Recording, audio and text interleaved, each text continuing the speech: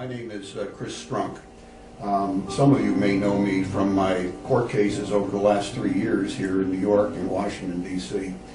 I have the pleasure this evening to have a discussion with a person who has got a Russian perspective on the need to really build Russian-American relations in a way which hasn't been done for a long time. And as historically, America has had a very good relationship with the Russian people, and certainly from the time of Lincoln, or from the time of Benjamin Franklin, from the time of John Quincy Adams, that historically we have a bond and a strength which has been constantly interrupted and has been deemed detrimental to forces in the world which have seen their power and their ability to control our daily lives interrupted, and that they, through the present government, are very actively involved in the disruption of our lives. And I just feel that what I'm doing this year in 2012 is to challenge on a state-by-state basis the ballot access of Barack Hussein Obama II, whose name is also Barry Soetoro through his Indonesian citizenship. And that tonight I'd like to introduce Anna Factor, who over a cup of coffee, and I spent a lot of time drinking coffee, it came to my attention that there was actually a Russian interested in Margaret Thatcher, who had an interest in, I have not seen the movie, but I feel that there's a model of a very interesting model that can be seen for the American people through Margaret Thatcher, and certainly I have my own criticisms, which as an American, and after all, she was the Prime Minister of England, and she worked with Reagan to sort of lower the strength of our Monroe Doctrine in the Argentine War. But that I was delighted to hear that somebody was thinking outside of the box and able to express a European or Russian viewpoint of the lady. And I have not seen the movie. I would like to get a view of yours on tape here. Well, thanks for having me. And the first thing I can tell you about Margaret Thatcher is I was quite a little girl when she was like in power, but I was so lucky to work in a coal mining industry, and You worked in a coal mining industry? Cold, not cold, but cold. But it's cold there too. And I got in touch with some British former miners, but now mining engineers, and their opinion of the Margaret Thatcher was like dreadful. You know, they swear at talking about her. That was my. I was like, you know, that was the opinion that I heard about her. But then the movie came, and I think this movie shows a real human depiction of the person in power, which we're not used to seeing in our life. I mean, for us, a person who is public, he cannot suffer, he cannot have any doubts or being fragile in some point. And but we all are actually, and this is great to just to think about it. You know, we can be weak. And if Margaret Thatcher, the Ireland lady, is a human being, which I like about the movie. Yeah. But what specific struck you as remarkable? And I like Meryl Streep. You know, I saw her in Julia. But what, you know, aside from the acting, what particular aspect of the movie did you find most interesting? Well, I think I was sitting. I think I wasn't even having the take of the breath while I was watching it. So it's a very good British traditional kind of movie with very strict and sharp, and it really focuses on a woman being a woman in politics, being a female leader. And this is very, very interesting, and like, you know. So you'd like to get into politics? No, No, no. So why? I'm far from that. I'm into justice and truth and all those things. So I think Margaret Thatcher was the first Western woman, other than Indira Gandhi, to rise to that level of leadership, and certainly she outshined H.W. Bush and others who were shrank in comparison. But you don't think Russia will ever have a Margaret Thatcher? No. No. Okay. There's certainly. I would love Russia to have someone like Margaret Thatcher, but we're not ready for that. Our minds are not developed yet to have someone to tolerate a woman being strong. Well, she definitely was strong, and I, from my perspective, I believe in nationalism without a very strong top-down sort of iron hand.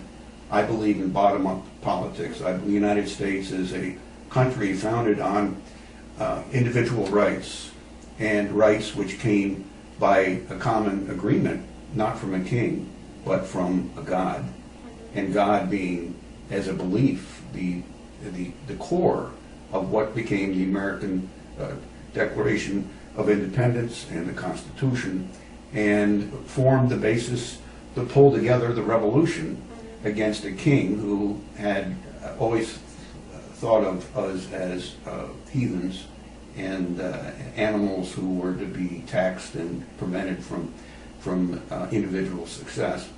And that my family goes back to that period. We came over here from Germany. We were tired for the Palatine. We were tired of fighting Catholics, and that we came over as Protestants to get away. We came and we farmed. Martin Luther King. Martin Luther, yeah.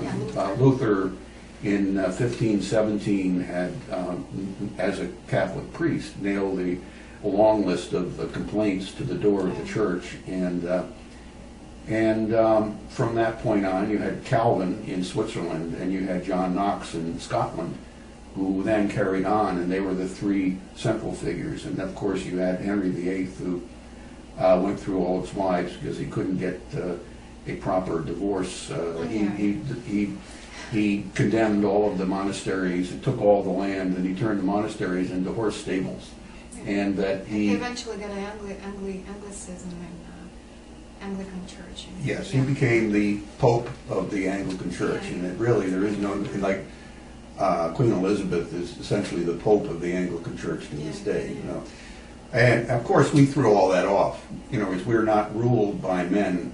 We are made in the image of God, and we're a reflection of the intent that each individual in their lifetime would be creative and bring success and advances for all. And not necessarily for all, but certainly our creativity under the king was stifled. And that, so that our country specifically is unlike any other. Our borders are extremely important.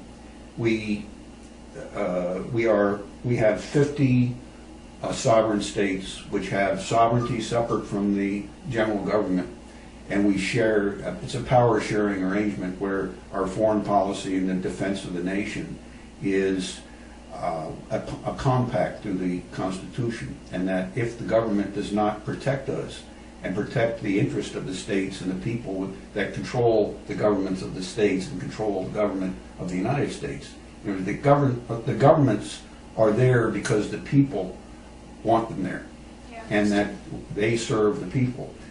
Now, I am. Jenny, if you don't mind me asking, Yeah. I'm wondering about the idea that you want to bring about, like, and I think it has to do something with elections, right? Absolutely. The Electoral College is a thing which is very hard to explain to people. In other words, the Constitution says that we can elect a member of the House from a district or at large, which is still a law, And until the 17th Amendment, we didn't even elect the senator from the state. It was chosen by the state legislature because they knew what the state needed to be done and to balance off the interest of the mob who would elect House members. And through the 12th Amendment, which was put in place in 1804, there was a battle between Aaron Burr and Jefferson over, there was a tie vote, and Burr ended up as the loyal opposition to Jefferson. We have no loyal opposition now because the party structure essentially has their own stooge sitting in the Senate, and the president can do pretty much what he wants because he knows that his stooge sitting in the Senate is the tiebreaker, like Biden is the stooge who is the tie vote breaker, and therefore even if you control the House, the tie vote is controlled by your own man in the Senate, so you can't do anything of any value. But the 17th Amendment set up a position where the states could not properly get done what the state needed to do. And they also ceded the election, at least the appearance of the election, of an advisory vote in each state for a slate of electors chosen by a candidate who runs in each state. And the process here in New York is different than every other state. And it started in Georgia already. It started in California, and it started in Alabama and Michigan. We know that there's already been a primary in New Hampshire. What kind of process? It's a process of getting on the ballot. And there's a primary process for the main parties, which are the Democrats and the Republicans. It appears that Obama he's opposed in a couple states by right-to-life Democrats who want to be able to be on the ballot in order to run against him in the Democratic primary. Of course, Obama, as a very hubristic and arrogant person, does not want any opposition, and he's doing everything he can do to prevent any opposition to his sole ballot access onto the ballot in New York and the other states. And that I contend, and I'm not the only one that contends that he is not a natural-born citizen. He's not born in the country with two citizen parents. He is born, according to him, in Hawaii with a 19-year-old American who was married to a Kenyan who at that time was a British subject. And as such, he is not a natural-born citizen. Whenever there's a doubt as to the allegiance of a person, So what you're saying is that he's elected, but he has no right to be elected by law, right? well, the Constitution never defined what natural-born was. It just said under Article 1 or Article 2, Section 1, Clause 5, that only a natural-born citizen could be president or vice president, and that it left it to the historical thinking and practice of the framers and to British law, common law, and to the generally recognized writings of Vattel, who wrote the Law of Nations and was in fact taught in our William and Mary, the major institutions at the time. So it was taught as a way of being able as a nation to conduct commerce internationally so that all nations would respect you as a country in commerce, that you, even if you went to war, you certainly wouldn't want a president whose father had allegiance to a German king. And if he was ever caught, he would be put on trial for treason to the country that his father was in allegiance to. And that was a real consideration that, especially when you have no standing army, you're relying on militias, and you need to have somebody represent totally the interest of the country that the people put in place to govern, and that so you don't want a president who has any allegiance whatsoever to a foreign nation. That's the origin of the law, right? Of the law of nations, but that the use of the term natural-born citizen has been reasonably well defined in precedents by the Supreme Court of the United States. One in a case called Minor v. Happersett, where a Virginia minor who was a woman who was born in Virginia moved to Missouri, and in Virginia women had the right to vote in Virginia. It was the only state that gave women the right to vote equally with men. And when she moved to Missouri, she was not given the right to vote.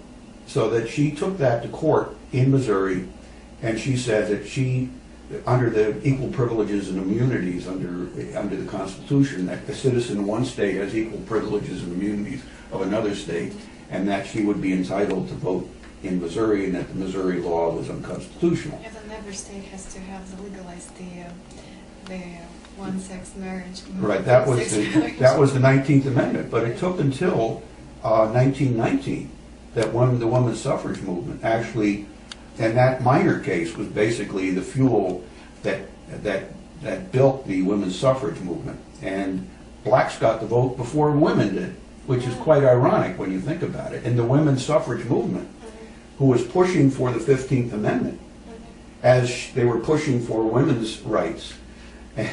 You know, we start the discussion here with Margaret Thatcher. You know, well, women couldn't vote. They couldn't vote until 1919. This is amazing. And so the importance of the Minor v. Happersett case, where the Supreme Court really had to define if a woman was an equal citizen with a man. And that in Virginia there was never a question. And in fact, there were two states of importance, New York and Virginia. And that it was the rural agrarian commercial power, and it was the commercial power of New York and international commerce. New York didn't even want to join with the rabble at the time of the Constitution. We walked out of the conference. They, oh, we don't want to get involved with them. And what happened was that the Anti-Federalists and the Federalists, who were the ones the Federalists were trying to pull together a stronger central government. The government hadn't worked under the Articles of Confederation, and that the Americans here in New York, under George Clinton and under the Chief Judge, put together an agreement where it would be entered into the constitutional framework that the president would have to be a natural-born citizen, where it would never have any allegiance questions. It would be like Caesar's wife. I don't know. You know, you would trust the president with your future. There would never be a question as to whether or not there was the allegiance to a foreign nation. And that's what we have with this fellow Obama. He's occupying some place. He is a usurper. And I say usurper because I fired him. Law, right? Well, somebody who takes something that he should not have right to.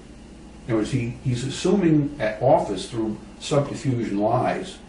And certainly his background, he's the least known person that we've ever had in the presidency. And certainly Chester Arthur, who was also the only other person to run a scam to become president, assuming that he essentially proffered that he was the natural-born citizen, and that, again, somebody born in the country of U.S. citizen parents, and that his father was not a citizen. But the parents should be born in the same city. Well, they should be at least naturalized. Okay. In other words, at the time of in other words, you're either a natural born or you're naturalized. There's nothing in between.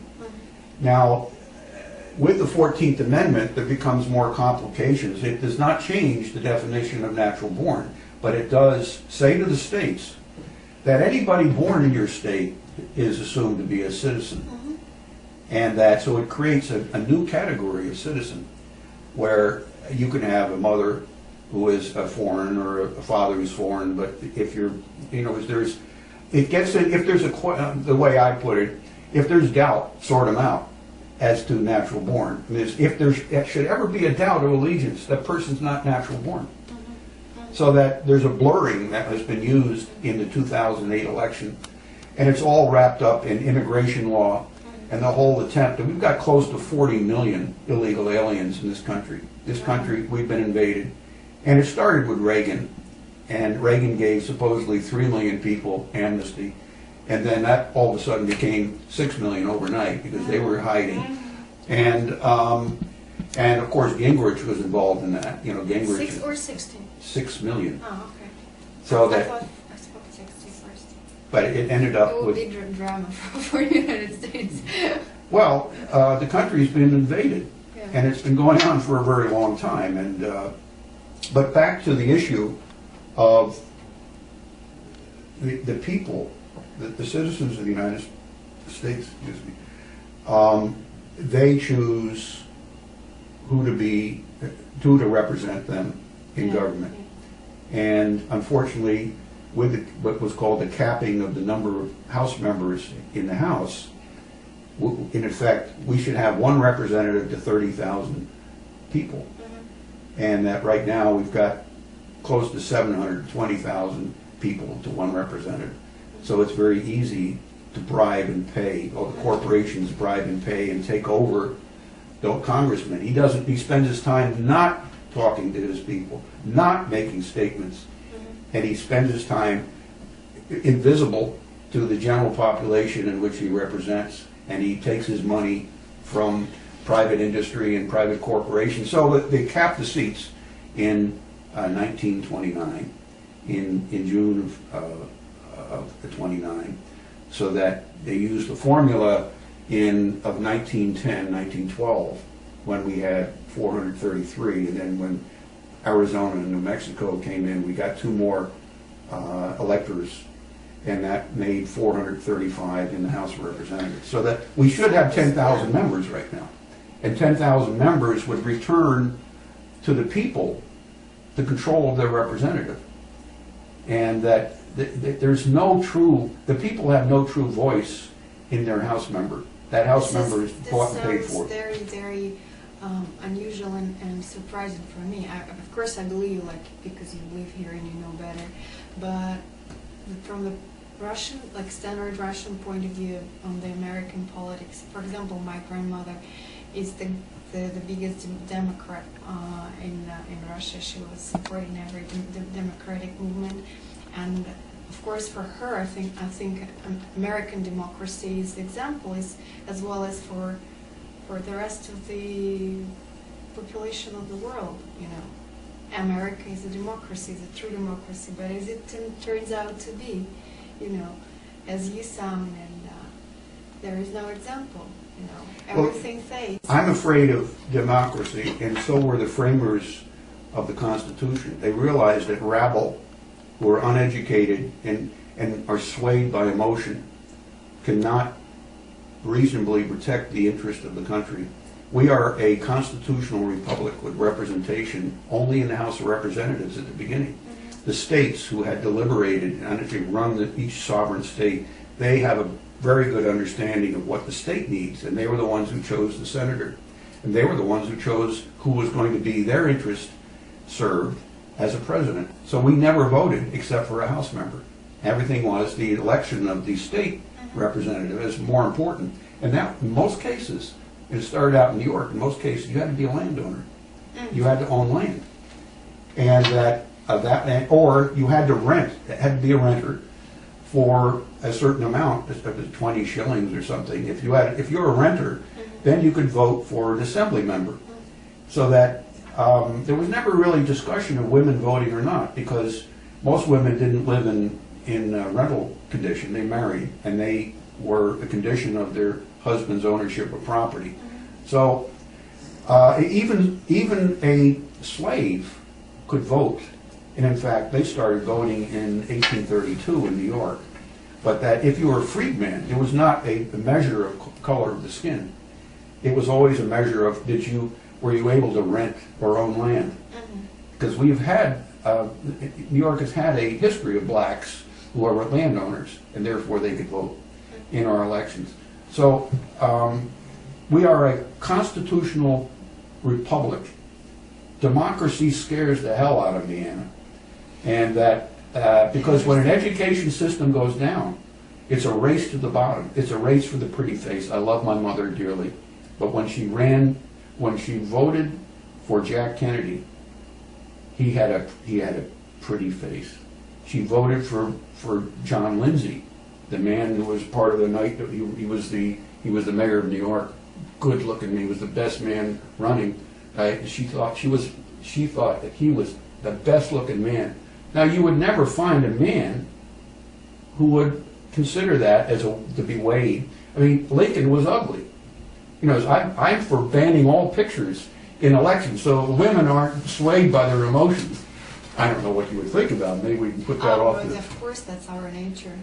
Is it? Yeah. So we are you're swayed? emotional-driven creatures. Well, I wouldn't term you a creature, but certainly. We all are. I don't know, maybe not. Yeah. But some of us can think more. Some of us cannot think at all. So. Well, I know you can think. You know, this woman beat me in 12 moves in chess, folks. I mean, if you want to see an embarrassment, this is an embarrassment. You know, she's deadly. She's dangerous. So, you know, this is my way. This is my way of getting back at you. Okay. I like chess. You do like chess, and I can tell that the Americans don't study chess as a way of living, and certainly. Yeah, me either. I mean, it was like an incident. I was impressed. I was impressed. I'll give you some. But your grandmother, was she familiar with? Well, thank God she's still alive. Andrei Sakharov? Yeah, of course. I remember, I was raised by my grandmother. I remember her, we had a black and white TV, and she was there, and there were the Communist Party broadcasting, and she was there like, my God. And I was thinking that was the end of the world. And when the 1991 thing happened, at my house, it was like, I think it was like something political happening. My grandmother was always on the phone with all her commemorates, if I can say so, but not those from the Communist Party. So yeah, she's very active, and I'm only interested, but she's really active, and I've got this air from her. So my whole family are politicalized. Well, I don't want necessarily to get into the politics of Russia, because I would always sort of editorialize, and it would sort of pull us away from what I'd like to have. It's very simple. Our politics is very simple. You have money, and you're from KGB, and you're there. Or was it FSB now? Yeah, FSB. So money talks and talk walks. Yeah. Yeah. Well, evidently that's where we are in this country. It is a shock to so many people that the Supreme Court will not, after you have a lot of very high-powered lawyers and some not so high-powered lawyers, but converge on the Supreme Court on a very central issue, on the question of whether or not somebody's usurping the presidency of the United States. Now, we have a condition in this country now, for the first time ever, where we've got five justices of the Supreme Court who are Catholic, and very in Opus Dei, very extremist end of Catholicism and allegiance to the Pope. And we've got members of the Council on Foreign Relations, which sort of was generated off of the failure or the refusal of the Senate in 1919 through 1921 in adopting the Treaty of Versailles, the 14 points in which Robert Lansing, who was the Secretary of State under Wilson, they wanted to essentially create a one-world government in which they would divide up the Kaiser's holdings in China and all around the world, in Argentina and everywhere else, and that the Bismarck Germany, the Second Reich, would be the spoils of the First World War, and that Warren Harding, who was a senator along with Henry Cabot Lodge and a man by the name of Bora, opposed it in the Senate, and they were able to defeat it in the Versailles Treaty. Now, Lansing essentially officiated for the United States in Paris for the treaty. He brought with him Father Edmund Walsh, a Jesuit priest out of Georgetown University, and it was through Robert Lansing, who's a relative of the Dulles family, again, Episcopals, Anglicans would, paying homage to their Pope, and that the Dulles family, matter of fact, Allen Dulles, who ended up being the head of the CIA, was appointed by his uncle, Robert Lansing, in 1916 to be in the delegation into the Swiss embassy. And he was the one who refused to give a passport or a visa to Lenin to the United States, and essentially closed off Lenin and created this... You're lucky, guys. We're not that lucky because you remained there. But it was Allen Dulles, and it was actually it was Robert Lansing who made him essentially a tool of German intelligence, and he ends up on a sealed boxcar, a Vatican Express on the way to Moscow to take over for Kerensky's problems, and with a handful of men, through a very handful of men, then exclaiming that he was the majority, which is Bolshevik, we're the majority. So it was the Dulles family through Robert Lansing who essentially take over control of American foreign policy through Georgetown University, the Jesuit university in Washington. It was on my short list of people to sue. Okay. And that and Edmund Walsh sets up the U.S. foreign policy, or the School of Foreign Affairs. He teaches all of our foreign ministers. So from Robert Lansing through Wilson on. But what happened was that they got so angry, Georgetown and Lansing and et cetera, they worked the deal out with a man called Max Warburg to set up the Council on Foreign Relations as if the Treaty of Versailles were finished and signed. And they set it up in New York, and it operates to this day as if it were the one world government, which we refuse to get involved with. And there's 5,000 to 10,000 members, and that they fine-tune things as if they're operating under the 14 points that were brought up under the Treaty of Versailles. Now, not many people will tell you this. Harding settled World War I, a treaty with Germany, Austria, and Hungary separately. He actually personally negotiated the treaty as a senator who became president. The women voted for Harding. This is the first time they voted for Harding. They voted for peace. It was Hanson? Right, this was either a peace in our time or a chicken in every pot. I forgot which one it was. It was Coolidge was the vice president. Harding was murdered. Okay. He was murdered. He was poisoned at a country club in California, and we believe by his wife, who was connected to... One of the things you can say about women, if you're talking creatures, when they don't get invited No, to I'm this... not saying that we're only creatures. I mean, we're all creatures. Well, but they like to socialize. Yeah. Yeah, and that Harding's wife was really put off when she didn't get invited to all the best parties, and she figured her husband was putting we call it a wet blanket That's the right over thing, her social life. To poison you. That's Well, he got poisoned. He was your- poisoned. Yeah. He was poisoned. And Coolidge took over. He was poisoned in the summer of 1923. And so we've been fighting the Council on Foreign Relations, the Versailles Treaty structure, and the Dulles family, and John Foster Dulles became the Secretary of State and under let's see which one it would be, under Eisenhower. He was Secretary of State, and his brother was made the head of the CIA, and John Foster Dulles' son, he had two sons, was Avery Dulles, who became a Jesuit priest, one of the most powerful Jesuits, and he died just recently, and he was a... I don't think that everyone would understand what Jesuit is. Well, Jesuit, the term means just deceiver. It's the Society of Jesus, and or what's called as the Aragon Templars. The Templars were... you had mentioned to me that you had an interest in some of this Masonic history, which could maybe be an interesting show separate from this. And Okay. I've studied this now for about 6 years, only because I'm trying to sort out history as to why things are so bad. Things like this don't happen overnight. It takes a lot of money, a lot of manpower, and a lot of planning, and it takes dozens of years. With Obama, it took, he was born in '61.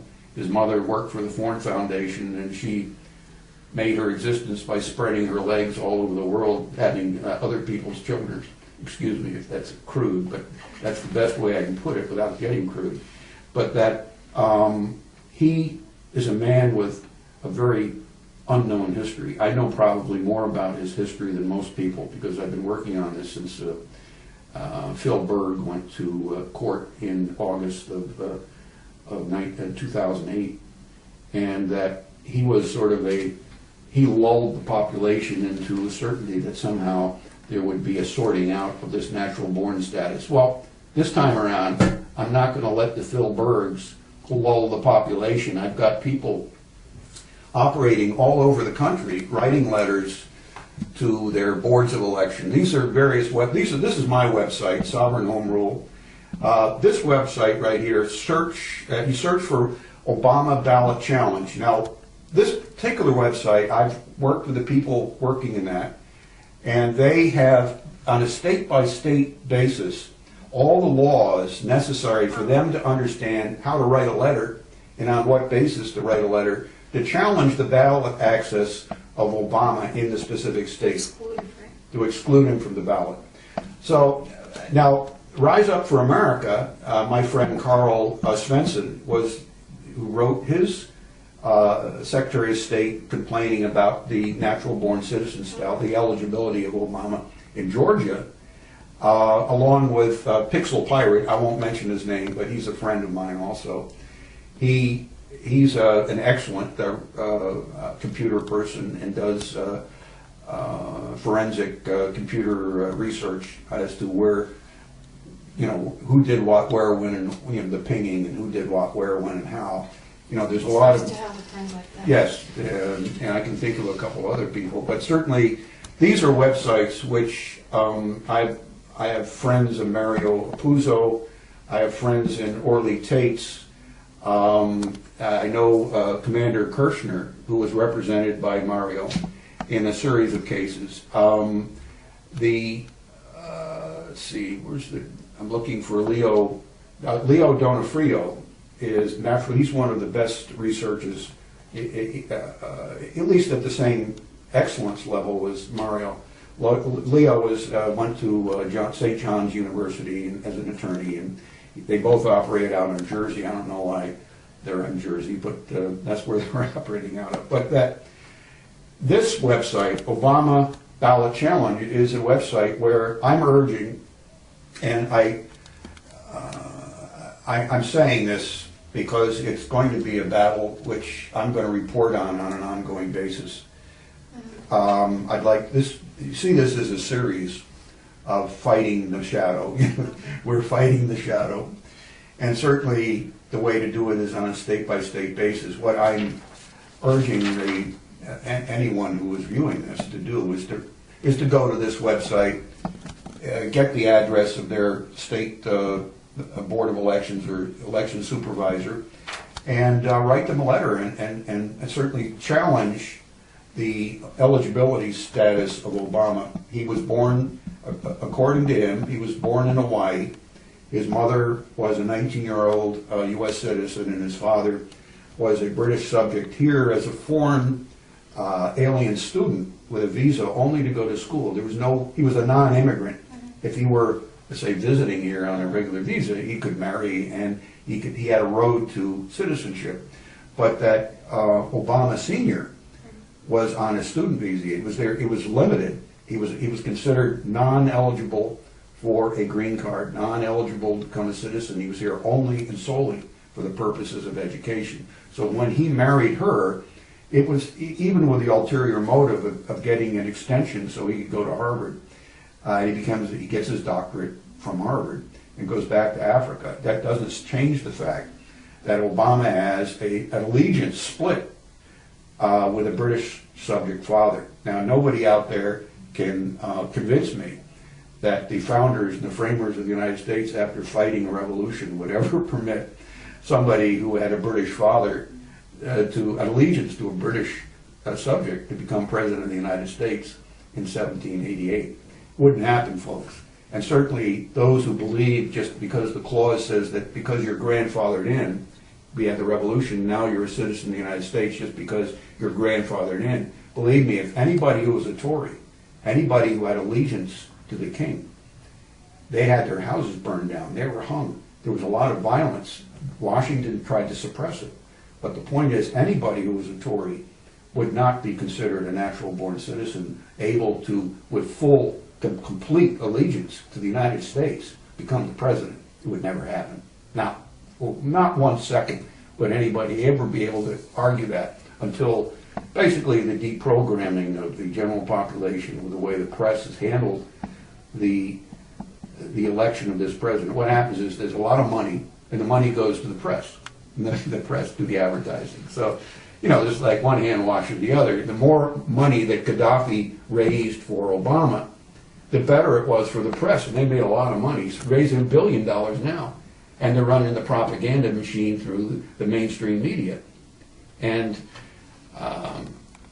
so I'm a throwback to getting rid of the 12th Amendment, getting rid of the 17th Amendment, and going back to the legislatures of the state choosing a candidate which is best for the state and that would best reflect the interest. That would be who?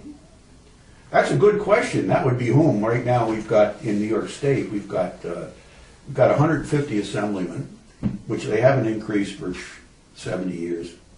And we've got 62 Senate members, and you combine them together, and they're the ones who, even then, there is an interest of bringing home the bacon, so to speak, you know, bringing home to the state what this, you know, as we pay a lot in taxes, and we got very little back in return. New York State is one. Although our state is now being turned into a feudal fiefdom, where upstate now is like look but don't touch. It's like Sherwood Forest, and you can't poach on the king's property. You can't. You can look, don't touch. That's what New York State. Everybody's under what's called Agenda 21, coming out of the Rio Treaty in 1993 with the Constitution. We are bringing all of the people in the rural areas into the cities where they're subject to starvation and governmental control, and of course my plans to reverse that is something which is a much longer presentation, but for the purposes of this show, if we're going to keep this country, we've got to have this year challenges to prevent this. I call him a jackanapes, which is a fool, you know, worse than a fool, somebody who performs in front of the king, and he can say things that the king otherwise would have your head cut off. But jackanapes is who this Obama is, a very arrogant man, a man who has his allegiance to Europe, a man, and we bring it back to, I bring this back to Margaret Thatcher, because Margaret Thatcher did not want to join Europe. She did not want the empire, the Holy Roman Empire, to be resurrected, and that's my contention who Obama is serving. He's transferred huge amounts of money to try to bail out the European Central Bank, which is run by the Knights of Malta, which is a bigger story, and that he's surrounded by Knights of Malta. He as a president is the first man to have as many Knights of Malta around him, even more than Ronald Reagan and H.W. Bush. I consider Obama Bush 4. Bush 4. In other words, everything the Bush family has done has been subservient to the interest, moneyed interest in Europe, and that's who Thatcher was fighting. And I don't, maybe, you know, the nuances, I was interested in the nuances. You and I really have not talked in any detail, other than I wanted to ask you about Thatcher, but I said this with a reason, you know, that Obama serves Europe. He serves European socialism modeled on Mussolini fascism, on ultramontane Catholic overreach and control as it was under the Roman Empire, and that Russia fought, and it was the very same reason that Peter the Great refused to bring in the Roman Catholic Church. He brought in the Greek Church, and that there's been this friction between the two churches, and certainly I don't want to get into that now, but certainly I've enjoyed, maybe I've talked too much. No, you personally have the right to do that.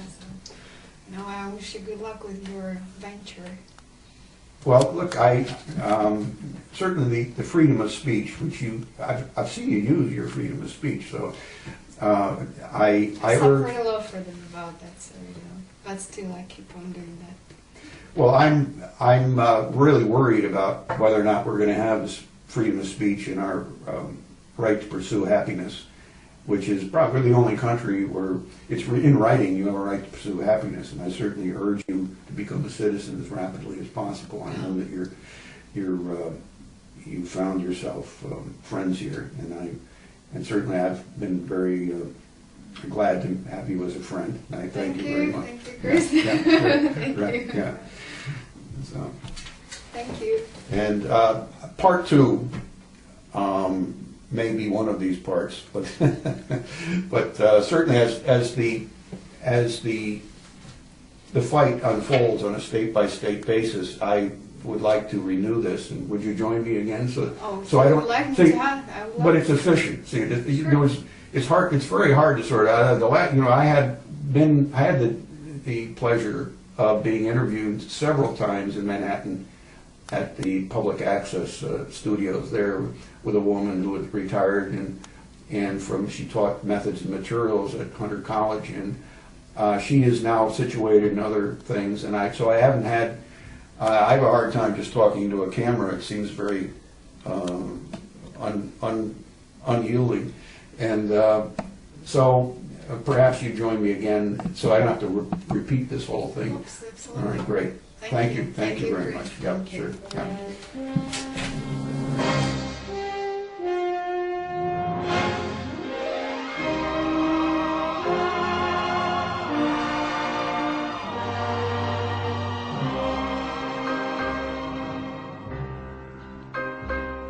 This land is mine. God gave this land to me.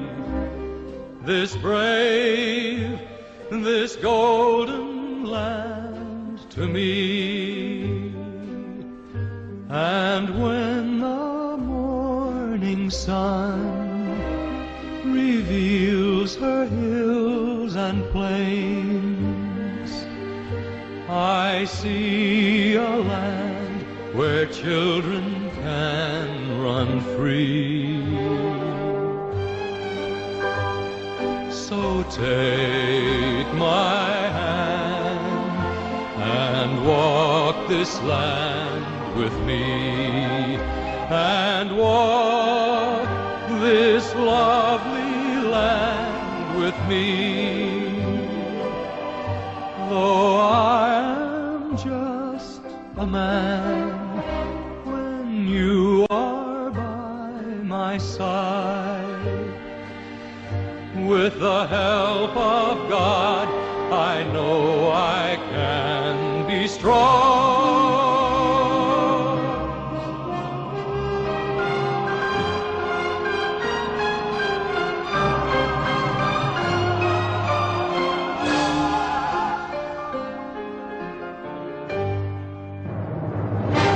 So take my hand and walk this land with me, and walk this golden land with me. Though I am just a man, when you are by my side, with the help of God, I know I can be strong to make this land our home. If I must fight, I'll fight to make this land our own, until